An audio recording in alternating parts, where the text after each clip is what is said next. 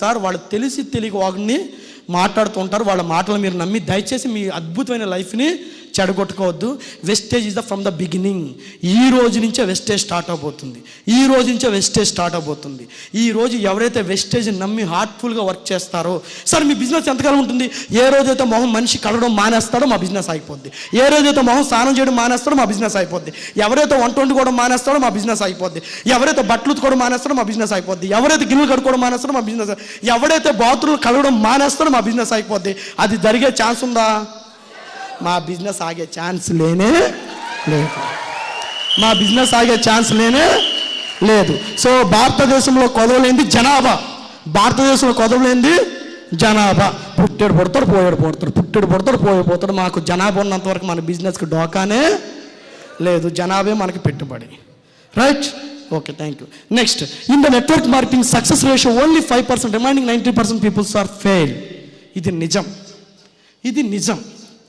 నెట్వర్క్లో జాయిన్ అయిన తర్వాత 95% పీపుల్స్ ఫెయిల్.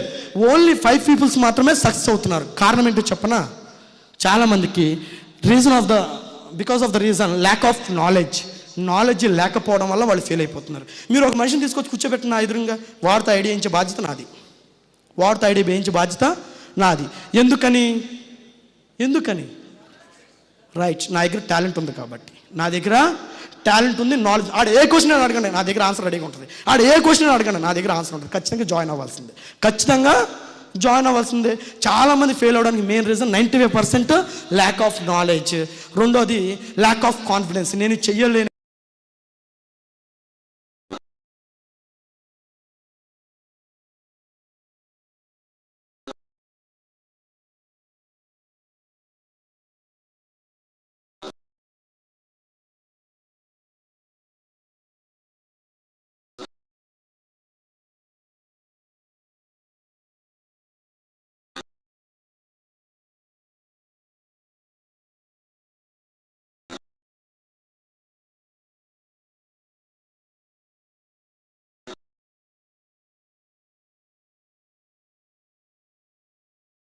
ఇంత సార్ బయట వాళ్ళు ఎవరో కూడా చేయకుండా చెప్పే మాటలు నిజంగా పనిచేస్తే ఇలా ఉంటారు. సో బయట వాళ్ళు ఎవ్వరూ కూడా సక్సెస్ అవ్వకపోవడానికి గల కారణాలు ఎత్తుకుంటూ ముందుకెళ్తున్నారు. వద్దు, సక్సెస్ అవ్వడానికి గల కారణాలు మమ్మల్ని అడిగి ముందుకెళ్ళండి, సక్సెస్ అవుతారు 100%. సో ఇది చాలా important. And get more confidence and face them. Sir చాలామంది బల్బు కనిపెట్టినటువంటి థామస్ ఆల్వా ఎడిసన్కి వాళ్ళ ఇంట్లో వాళ్ళు చాలామంది చెప్పాడంట, నువ్వు పిచ్చోడు వేరే మెంటోడు వేరే, బల్బు కనిపెట్టడం వేరే, అదిరా ఇదిరా అని చెప్పి వాళ్ళ తల్లిదండ్రులు, వాళ్ళ ఫ్యామిలీ వాళ్ళ ఫ్రెండ్స్ వాడిని ఒక చీడ పురుగుని చూసినట్టు ఇంట్లో కూడా రానిచ్చేవాళ్ళు కదా. వాళ్ళ తల్లిదండ్రులు కుక్క చేసినట్టు వేసేవాళ్ళు అంట అన్నాన్ని.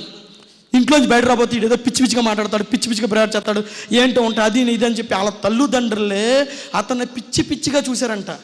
దాని గురించి వాళ్ళకి తెలియక వాళ్ళ ఫ్రెండ్స్ అసలు ఫోన్ చేయడం కానీ ఈయన కలవడం కానీ సుమారుగా 16 సంవత్సరాలు ఒక రూమ్లో కూర్చుని అకాడమైనటువంటి ఎంతో కఠినమైనటువంటి మనకు ఒక వెలుగుని నింపాడు మిస్టర్ థామస్ ఆల్వా ఎడిసన్. ఈరోజు అతని పేరు ఎలా ఉంది సార్? ఈరోజు చందు జాయిన్ అయినప్పుడు చెప్పారు బోళ్ళని మంది. కానీ ఈరోజు అక్కడే నుంచి నీ చందు కారు వెళ్తుంటే చూస్తూ ఉంటున్నారు, ఎలా వెళ్తుందని చందు గారు చెప్తుంటే చూతా అంటున్నాడు. సో బయట వాళ్ళ మాటలు నమ్మకండి సార్. వాళ్ళు తెలిసి తెలియక వాడిని మాట్లాడుతూ ఉంటారు. వాళ్ళ మాటలు మీరు నమ్మి దయచేసి మీ అద్భుతమైన లైఫ్ని చెడగొట్టుకోవద్దు. Wastage is the from the beginning. ఈ రోజు నుంచే వెస్టేజ్ స్టార్ట్ అవబోతుంది. ఈ రోజు ఎవరైతే వెస్టేజ్ నమ్మి హార్ట్ఫుల్గా వర్క్ చేస్తారో, సార్ మీ బిజినెస్ ఎంతకాలం ఉంటుంది?